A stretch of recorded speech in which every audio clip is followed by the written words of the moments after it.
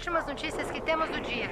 Rios e córregos inundando inúmeras cidades. Milhares sem energia elétrica após terrível furacão. 3 tufões acabaram de tocar o solo ao sul da cidade.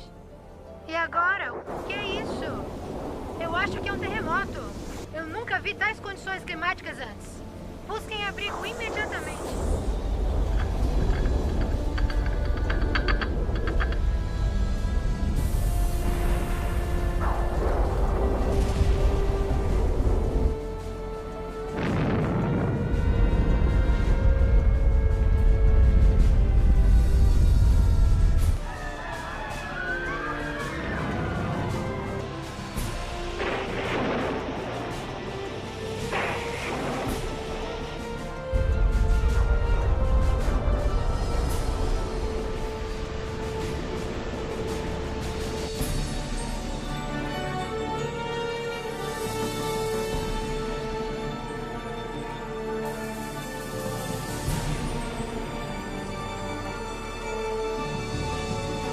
Olha, mamãe, pastor Jesus.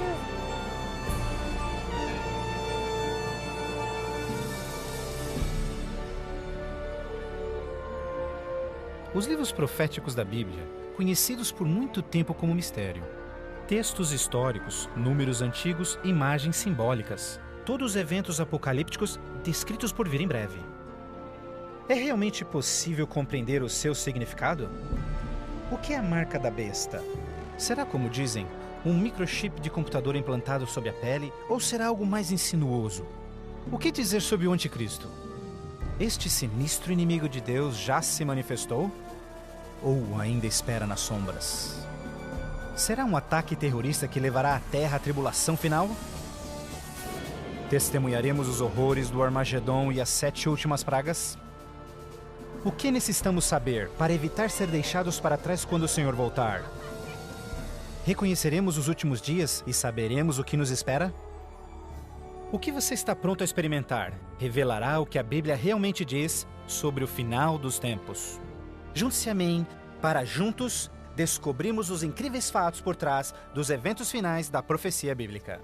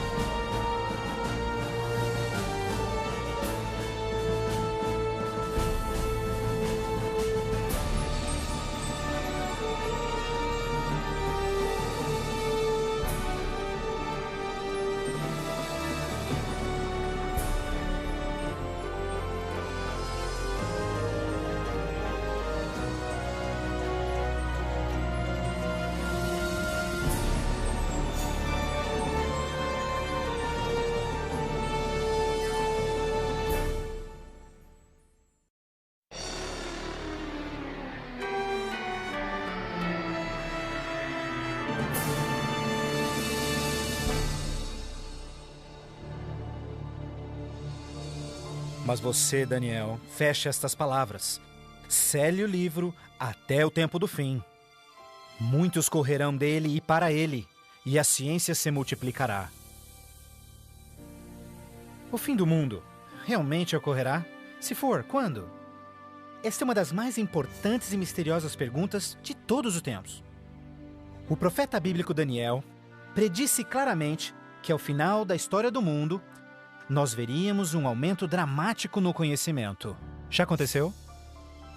Considere, por exemplo, como os meios de transporte mudaram dramaticamente em épocas recentes. Por 60 séculos, o meio mais rápido de transporte foi viajar a cavalo. Agora, viagens que demoravam meses são realizadas em minutos. Em uma geração, a revolução dos computadores trouxe mudanças tão radicais que nossos antepassados jamais imaginariam. Mas numa interpretação mais exata deste verso, é que o conhecimento a respeito dos livros proféticos aumentaria. E como predito, foi isso que aconteceu. Mas as profecias de Daniel não são as únicas na Bíblia que falam dos sinais do tempo do fim. O que mais pode estar escondido dentro dos antigos textos das Escrituras? E você ouvirá de guerras e rumores de guerras. Não te preocupes.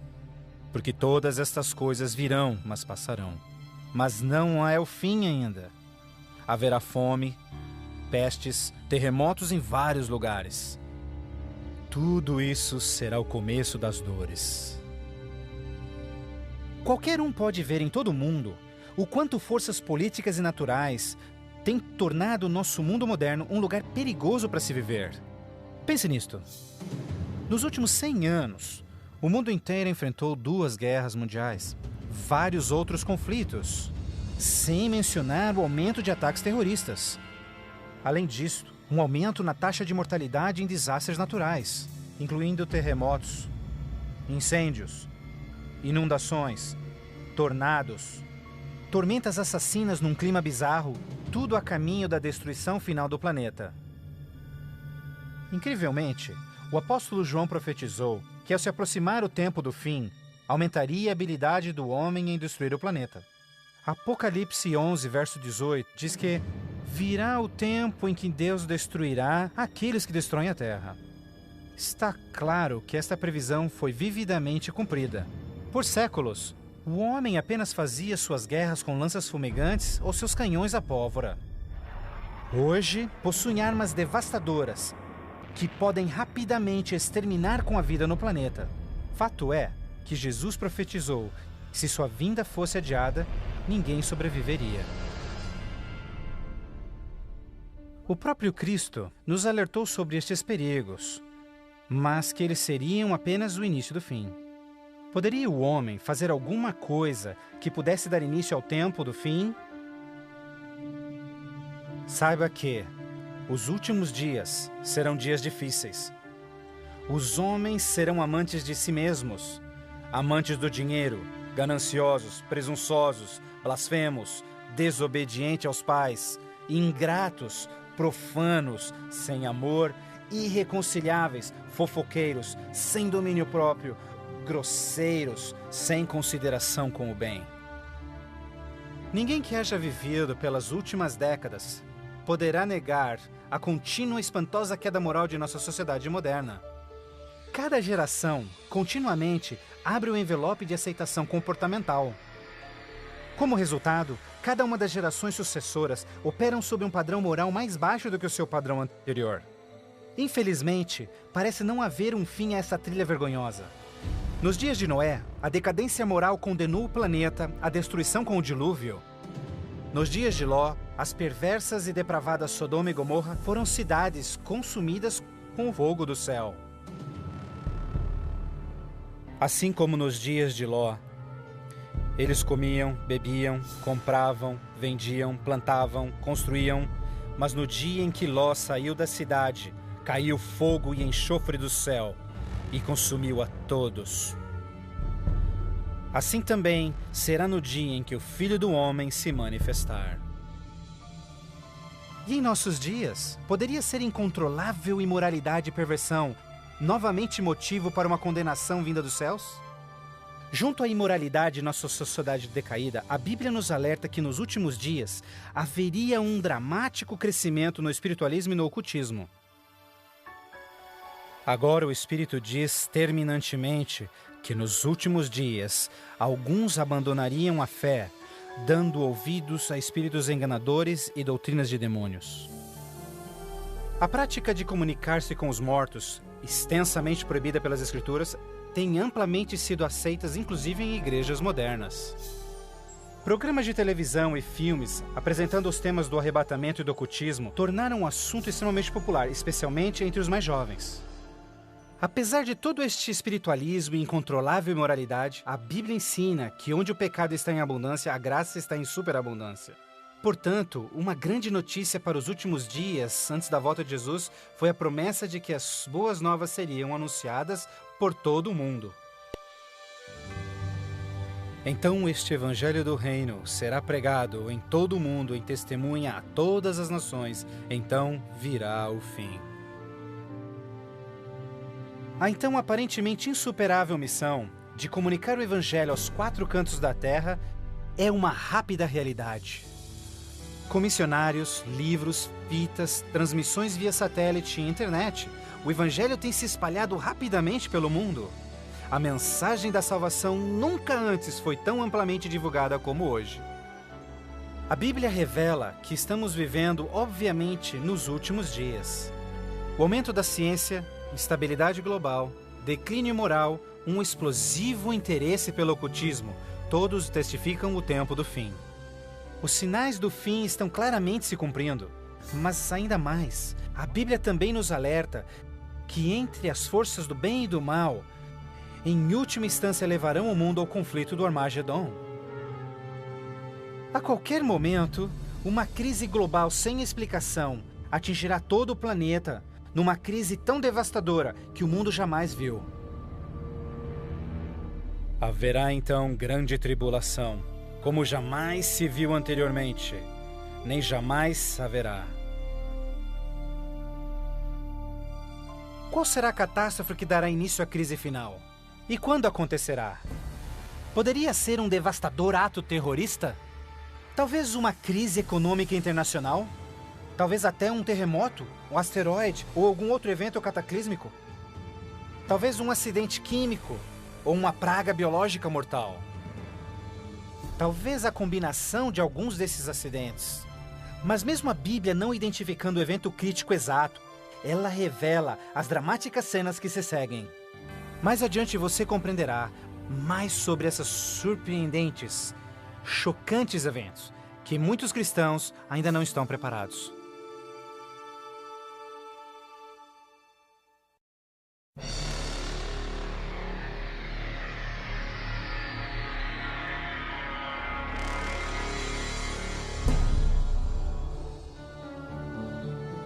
Ao iniciar-se a grande tribulação, líderes mundiais lutam em lidar com o aumento das calamidades. Enquanto isso, verdadeiros cristãos dedicados a Deus experimentam o maravilhoso poder do Espírito Santo. Após essas coisas, eu vi outro anjo que vinha do céu, e a terra estava iluminada por sua glória. Este grande poder que iluminava o povo de Deus é o próprio Santo Espírito. Em santa confidência, eles testificam de Deus, intervindo pelas igrejas e também chamando os perdidos para Cristo. Eles permanecem firmes na palavra do Senhor e exortam todos ao arrependimento e obedecerem os mandamentos de Deus. Numa atmosfera de reavivamento, agita-se a terra. O Santo Espírito compele ministros e membros de igrejas a juntos trabalharem intensamente pelo Salvador. Ao se manifestar o trabalho do Santo Espírito, realizações de ocultismo também se intensificarão. Demônios caídos aparecerão a muitos, disfarçados de queridos seus que já morreram, ou personagens bíblicos do passado. Eles falam de paz e esperança, porém apresentam doutrinas contendo erros perigosos e sutis. Sobre estes a Bíblia nos alerta, porque estes são espíritos do mal, realizando milagres. Como você pode imaginar, estas manifestações supernaturais influenciarão muitos e são poucos os que estão preparados a se opor. A esta altura, famílias e igrejas tornaram-se ineficazes no combate a esta crescente onda de fraqueza global. Em meio a este tumultuado ambiente político e social, as pessoas desesperadamente procuram um caminho para combater esta onda universal de imoralidade. Líderes políticos e religiosos apelam por seus constituintes, pedindo por medidas legais a restauração dos princípios de Deus e a paz na terra. Como resultado desta pressão enganosa, os governantes aprovam leis que conflitam diretamente com as leis de Deus. Mas esta não é a primeira vez que isso acontece na história. Certamente você se recorda da familiar história de Daniel capítulo 3. Quando o rei de Babilônia, Nabucodonosor, ordenou a todos no seu reino que se curvassem e adorassem aquela enorme estátua de ouro que ele construíra. Entretanto, 3 jovens hebreus sabiam que essa ordem estava diretamente em contradição com o segundo mandamento sobre idolatria. Determinados em serem fiéis a Deus, recusaram adorar a estátua. O rei ordena furioso que sejam lançados na fornalha ardente, mas Deus miraculosamente interveio e salvou suas vidas. Depois, a história de Daniel na cova dos leões. Você se recorda do rei da Pérsia, criando uma lei que proibia todos de adorarem qualquer deus, senão ele, por 30 dias? Mas Daniel sabia que obedecer esta lei seria uma violação do primeiro mandamento de Deus. Destemidamente, Daniel segue sua vida, orando diariamente a Deus, mesmo colocando sua vida em risco. Os inimigos de Daniel rapidamente denunciaram ao rei, que relutantemente teve que fazer cumprir-se a lei, lançando-o na cova dos leões. Mas novamente, Deus intervém com seu poder e miraculosamente poupa a vida de Daniel. Da mesma forma, nos tempos do fim, Apocalipse prediz que o poder do mal obrigará governantes de todo o mundo a endossarem leis que definam como as pessoas adorarão a Deus. Estas leis irão aparentemente promover a moralidade, mas na realidade, elas preparam o mundo para aderirem à marca da besta e o anticristo. Porque falsos cristos e falsos profetas surgirão e farão milagres e sinais maravilhosos para enganar, se possível até os salvos. Durante este período de crescentes crises, quando o mundo estiver desesperadamente buscando alívio e procurando uma estabilidade global, a ajuda virá de uma forma surpreendente. Em várias partes, por todo o mundo, se ouvirá: Jesus voltou! Jesus voltou! Um radiante e carismático ser se diz o Filho de Deus.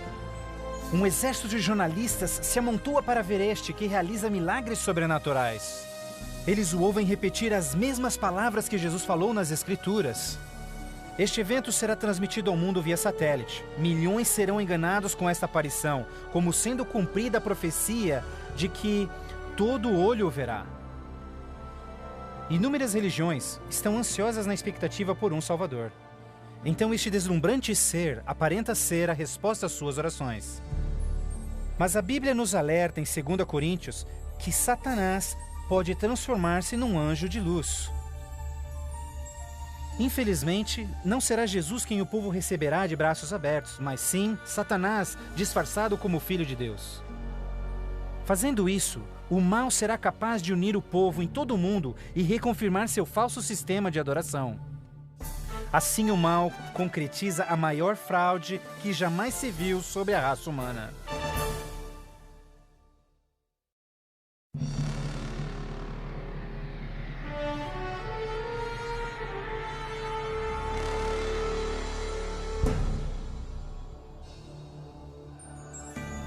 A fraude satânica prova ser uma poderosa e motivadora força para o mundo. Muitos dos líderes espirituais aceitam este grande impostor, bem como o falso sistema de adoração que ele propõe. Com a intensificação das calamidades, líderes religiosos creem que o tempo não mais pode ser desperdiçado em convencer o mundo a aderir às doutrinas desse Messias contraventor. Aqui está a paciência dos santos. Aqui estão aqueles que guardam os mandamentos de Deus e a fé de Jesus. Nem todos serão enganados. Poucos serão aqueles que entenderão que a Bíblia havia alertado sobre esse incrível enganador, e eles sabem que o objetivo deste falso Messias é desviar o povo dos mandamentos de Deus. Mas essa não é a primeira vez que Satanás se apresenta como anjo de luz. Quando Jesus foi tentado no deserto, Satanás apareceu a ele disfarçado como glorioso mensageiro de Deus. Mas o inimigo de Deus se revelou quando tentou a Jesus em desobedecer a palavra de Deus. Portanto, mais uma vez, usando a mesma tática, o mal tenta enganar o mundo a desobedecer a lei de Deus. Ninguém pode servir a dois senhores, pois odiará um e amará o outro, ou será leal a um e desprezará ao outro. O mundo chegou a um momento decisivo em sua história. O falso Cristo e o conflito global estão dividindo o mundo em dois grupos distintos: aqueles que seguem a Bíblia e aqueles que seguem a besta. Ansiedade enche o coração do povo, e religião é o tópico supremo de todas as mentes. Entrevistas no rádio e TV, bem como nas cortes em debates, os verdadeiros seguidores de Deus serão levados diante os líderes mundiais. Ali apresentarão poderosas e eloquentes razões bíblicas para sua oposição, onde o falso sistema de adoração foi apresentado ao mundo. Os mandamentos de Deus e o que constitui a verdadeira adoração estarão ao centro de cada discussão. Movidos pelo poder do Santo Espírito, compelidos pelo argumento bíblico dos servos de Deus, milhares em todo o mundo converter-se-ão desde suas igrejas sem vida e se posicionarão junto aos impopulares, mas verdadeiros seguidores de Jesus. O que nos resta? Devemos obedecer a Deus ou ao homem? A tradição popular ou a escritura? Dividindo assim o mundo inteiro em dois grupos. De um lado, aqueles que receberam o selo de Deus. E do outro lado, aqueles que receberam o sinal da besta. Aquele que é injusto, siga sendo injusto. Aquele que é sujo, que siga sendo sujo. Aquele que é justo, que siga sendo justo. E aquele que é santo, que siga sendo santo. Este texto de Apocalipse antecede o próximo evento em que todo homem, mulher e criança fará sua final decisão a favor ou contra Cristo. Ao lado de Deus estão aqueles que em fé observaram sua palavra, mesmo diante oposição. No outro lado, aqueles que escolheram a religião de tradições humanas. Assim como as portas da Arca de Noé fecharam-se instantes antes do dilúvio, a porta da graça será finalmente fechada para o mundo e a graça de Deus não estará mais disponível para os perdidos. A segunda vinda de Cristo é iminente, mas primeiro, o mundo terá de atravessar as mais devastadoras pragas que jamais sobrevieram sobre a humanidade. Ouvi então uma voz vinda do templo dizendo aos 7 anjos: Vai e derrama sobre os povos as 7 taças da ira de Deus. O primeiro foi e derramou a sua taça sobre os povos, e se viu uma ferida feia e dolorosa nos homens que tinham o sinal da besta e que adoravam a sua imagem. A esperança começa a ser massacrada quando as 7 pragas do Apocalipse 16 começam a cair no mundo numa sucessão rápida de eventos. Estes serão os mais horríveis flagelos jamais vistos pelo homem. A primeira praga será extremamente dolorosa e provocará desmaios e agonizante sofrimento aos perdidos. Mais 6 devastadoras pragas rapidamente virão. O mar e os rios se tornarão em sangue. O sol terá tal força que provocará queimaduras com sua intensidade. De tal forma, praga após praga virão. O terror reinará, tornando o mundo inteiro prisioneiros do pânico. Durante este período, alguns dos salvos encontrarão abrigo em locais isolados e remotos, onde serão protegidos e mantidos por anjos do Senhor. Outros lançados em prisões, embora aparentemente abandonados pelo homem, não foram esquecidos por Deus. Os fiéis de Deus estarão protegidos das pragas, da mesma forma como os filhos de Israel foram preservados durante as pragas que caíram no Egito. Neste momento, os salvos passam por um momento de angústia em suas almas. O principal pensamento em suas mentes: estamos em paz com Deus? Finalmente, encontram paz em suas consciências confiando nas promessas de Deus. Assim sendo, o dragão irou-se com a mulher e foi ao seu encontro para guerrear com os demais filhos dela, aqueles que guardam os mandamentos de Deus e têm o testemunho de Jesus Cristo. Persuadidos pelo falso Cristo, os miseráveis perdidos têm como única esperança para alívio das devastadoras pragas a eliminação daqueles que se opõem a eles. Então a decisão é tomada para caçar e exterminar em apenas um dia o povo de Deus que teimosamente apegou-se às Escrituras. Assim sendo, o campo de batalha espiritual tem aqueles que seguem as tradições humanas e adoram a besta contra aqueles que amam a Jesus e obedecem os seus mandamentos. Esta é a batalha final do Armagedon, o mundo perverso que chegou finalmente ao limite da paciência de Deus. E finalmente o momento em que Deus entra em cena para resgatar os seus filhos fiéis.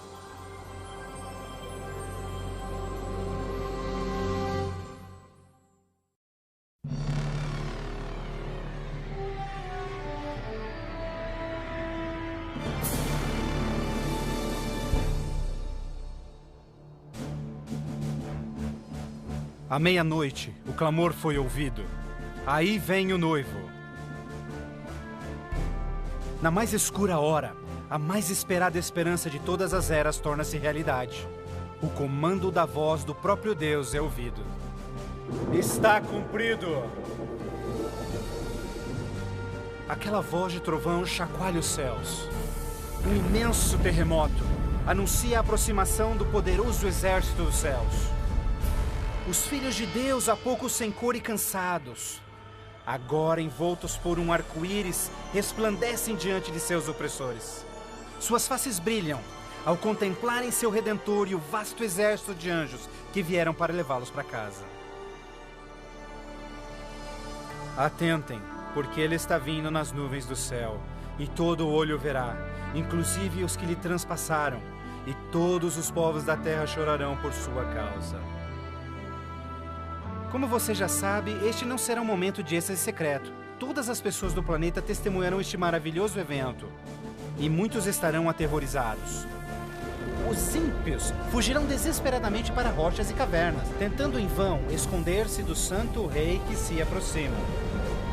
E como Jesus prometeu, os homens maus responsáveis por seu julgamento e crucifixão serão ressuscitados para presenciarem seu retorno nas nuvens do céu. Porque o Senhor, o próprio Deus, descerá dos céus, e como trovão, e com a voz do arcanjo, com o som de trombetas de Deus, os mortos em Cristo serão primeiramente ressuscitados. Um grandioso som de trombetas é ouvido pelos céus, e a poderosa voz de Deus chamará os santos que dormem no Senhor desde todas as épocas, dizendo: Despertem, despertem, despertem vós que no pó da terra dormem, levantem-se. Por toda a extensão do planeta, um exército de santos se erguerá do pó da terra.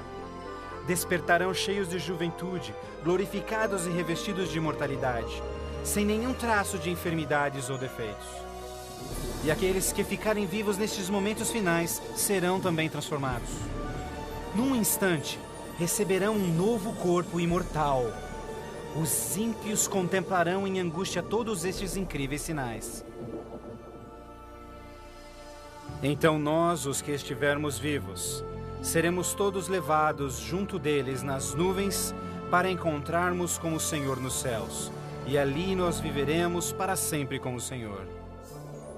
Com o mundo inteiro em convulsão, os remidos voarão alto e serão erguidos acima da destruição. Eles voarão para a felicidade com o Senhor, junto às nuvens de anjos. Nem dor, nem pecado, nem tristeza jamais haverá. O véu que os separava de seu Deus é para sempre removido, e contemplam agora o seu Deus e seus anjos face a face. E naquele dia, o dia da destruição de Deus, será de uma extremidade da terra a outra. E não haverá nem pranto, nem ajuntamento, nem funerais. Eles serão todos como lixo sobre toda a terra.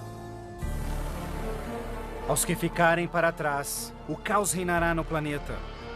Entre os furacões, os gemidos de demônios, os terremotos, oceanos ferventes, ilhas submersas. Densas e escuras nuvens despejam tempestades gigantescas de granizo. Os ímpios que sobreviverem a essas catástrofes em breve serão destruídos pela presença da glória de Deus. Seus corpos espalhados pela terra despojada pelos eventos finais. Então, pela primeira vez desde a fundação da Terra, o planeta está completamente abandonado e sem vida. Apenas Satanás e seus anjos caídos restarão como resultado de sua rebelião.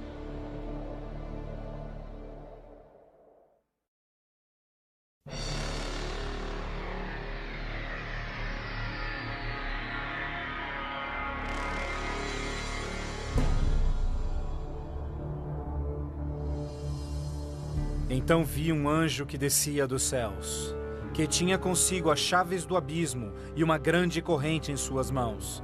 Ele acorrentou ali Satanás por 1000 anos. Confinados no mundo que ele arruinou, Satanás e seus anjos ali estarão por 1000 anos. Prisioneiros na escuridão, num planeta vazio e abandonado, só com seus demônios, Satanás apenas poderá esperar e ponderar no dia de sua punição. Por toda parte ele contempla cidades destruídas, florestas queimadas e ossos secos, tudo resultado de sua guerra com os céus. Confinado num vasto abismo, solitário, sem ninguém para tentar ou manipular, ele se torna absolutamente miserável. Então vi tronos, e eles se sentavam neles, e o julgamento era comissionado a eles. E eles viveram e reinaram com Cristo por 1000 anos. Enquanto Satanás pensa em seu destino, os remidos desfrutam sem palavras as alegrias dos céus. Cada um deles conhece então o seu anjo da guarda, que responde a cada uma de suas perguntas sobre as suas vidas. Então Deus, num ato de revelação absoluta, os convida a participarem como juízes, abrindo diante de si os registros dos que se perderam. Os remidos, neste momento, têm a oportunidade de entenderem por que algumas pessoas que esperavam ver ali não completarem a jornada. Os pensamentos dos ímpios são agora vividamente expostos e o véu é removido, revelando as batalhas espirituais que se levantaram por salvar-se-lhes as almas. Inclusive as ações e motivos dos anjos caídos se farão nítidas.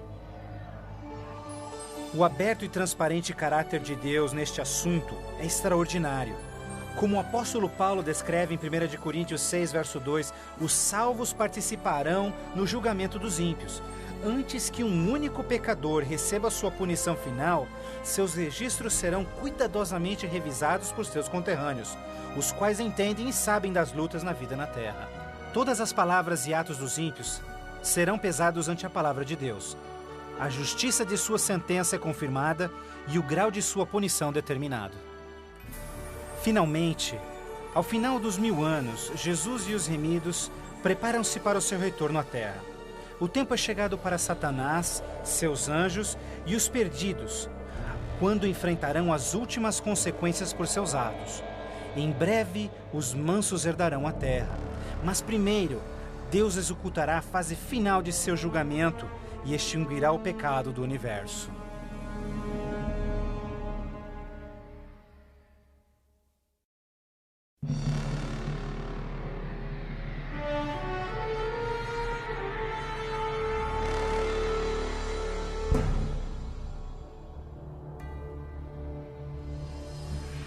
Então eu, João, vi a cidade santa, a Nova Jerusalém, descendo dos céus desde a presença de Deus, vestida como uma noiva, adornada para o seu esposo.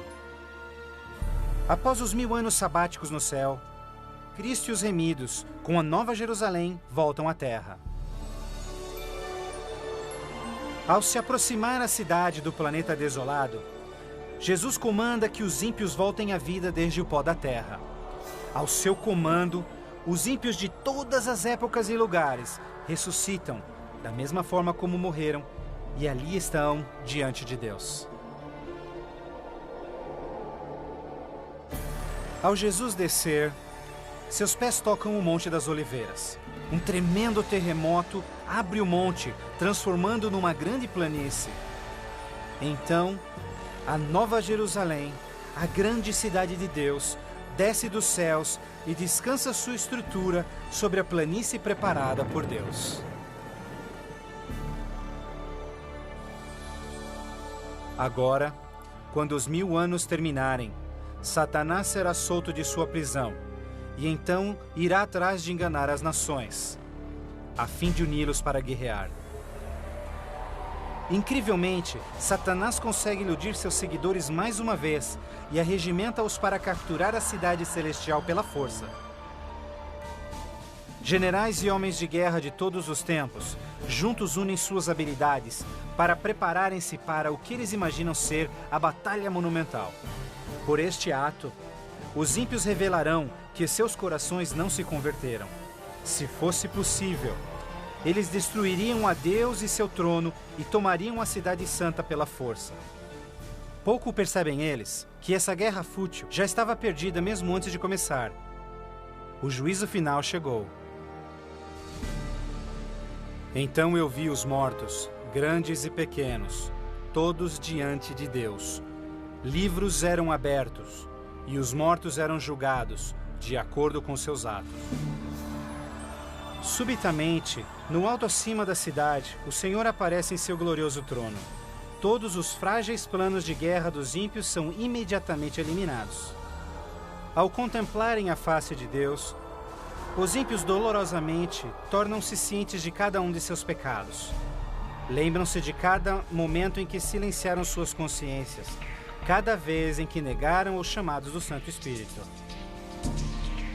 Muitos foram enterrados juntamente com os seus segredos pecaminosos, querendo ter com sucesso escondido todos os seus assassinatos e crimes. Vergonhosamente experimentam em primeira mão as palavras de Jesus ditas em Lucas, pois não há nada coberto que não será revelado, nada escondido que não se fará saber. Ao se apresentar diante deles vividamente o panorama de suas vidas, cada ímpio entende completamente que por sua própria livre escolha rejeitaram a salvação. Tragicamente, a paz e a alegria dos que estiverem na cidade nunca será desfrutada pelos ímpios. Com sentimento de desespero e sem esperança, são varridos e deixados sem palavras. Os rebeldes não podem negar a justiça de Deus, declarando-se culpados. Em uma só voz clamam: justo e verdadeiro são os teus caminhos, ó Rei dos Santos. E caindo prostrados, eles adoram o Príncipe da Vida. Eles subiam aos cantos da terra e cercaram o acampamento dos santos. Então caiu fogo do céu desde Deus e os consumia. Finalmente, o tempo de encarar as consequências irreversíveis de suas ações. Sem nenhum aviso, fogo e enxofre caem do céu. A terra se fende e fogo brota desde cavernas subterrâneas.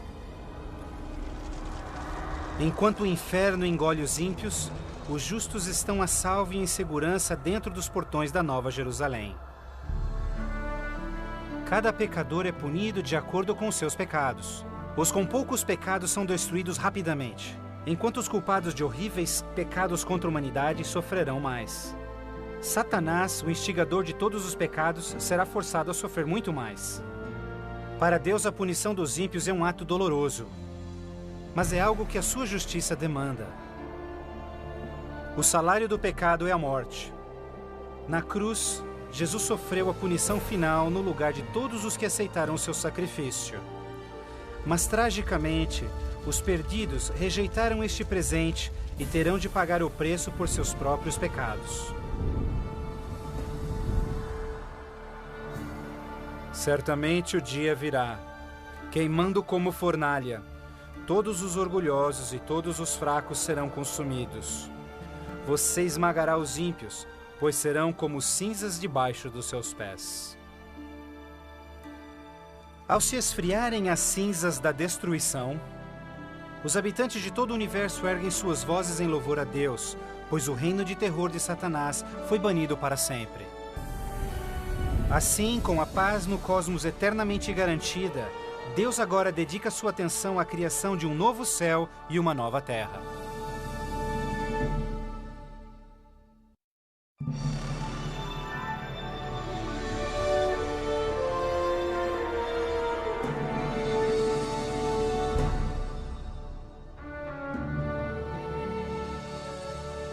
Vejo então um novo céu e nova terra, pois o primeiro céu e a primeira terra já passaram. Após a purificação da terra com fogo, o Senhor retoma seu miraculoso e maravilhoso ato de recriação. E pelo poder de sua palavra, a terra é restaurada à forma de seu lindo Éden. Ao seu comando, um lindo e verdejante carpete de grama cobre o planeta. Outro comando, terra e água voltam à vida. Incontáveis, complexos e magnificentes criaturas de todas as espécies pacificamente exploram um novo paraíso. A vigorizante atmosfera é pura e doce. A terra torna-se uma grande vitrine de criativa genialidade. E Deus enxugará as lágrimas de todos os olhos. E não haverá mais morte, nem sofrimento, nem pranto. Não haverá mais morte, pois as primeiras coisas são passadas. A segurança do universo está garantida. Com a Nova Jerusalém como sua capital, todas as criaturas regozijam-se no amor do domínio de Deus. Aqueles que foram resgatados da destruição eterna compartilham uma especial união com seu Criador, o que nenhum outro ser celestial poderia apreciar. Embora pecado e pecador foram para sempre destruídos, um traço desta grande rebelião ainda permanece. O que aconteceu com essas mãos? Estas são as marcas nas mãos, nos pés e no lado de Jesus.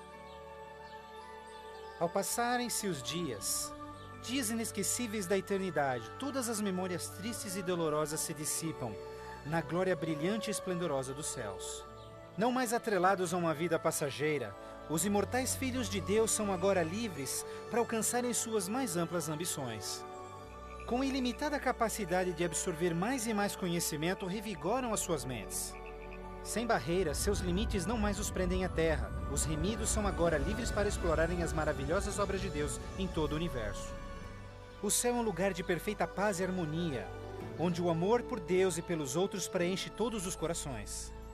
A Bíblia promete que este reino pode ser seu eterno lar.